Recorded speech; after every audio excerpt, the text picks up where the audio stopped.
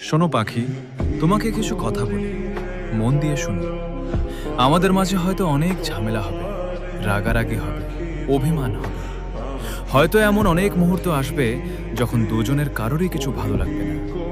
কিন্তু একটা জিনিস কখনো না হোক, আমাদের বিচ্ছেদ। তুমি হয়তো জানো না, তুমি রেগে থাকলে আমি কতটা কষ্ট পাই। তোমার সাথে ঝামেলা হলে আমার পুরো পৃথিবীটাই যেন এলোমেলো হয়ে যায়। ঠিকমতো খেতে পারি না, ঘুমাতে পারি না, কোনো কিছুতেই মন বসে না। শুধু বারবার তোমার কথাই মনে পড়ে। মনে হয় তুমি ভালো আছো তো, ঠিকমতো খেয়েছো তো, সুস্থ আছো তো। ইচ্ছে করে তোমাকে বারবার মেসেজ দিই, ফোন দিই, শুধু তোমার কণ্ঠটা একটু শুনি। খুব ইচ্ছে করে তোমাকে এক পলক দেখি, কারণ তুমি রেগে থাকলে আমার ভেতরটাও কেমন নিঃশব্দ হয়ে যায়। তুমি কেন বুঝো না তোমার অভিমান আমার এতটা কষ্টের কারণ হয়? তাই একটা কথা রাখো না পাখি, এখন থেকে আর বেশি রাগ করে থেকো না।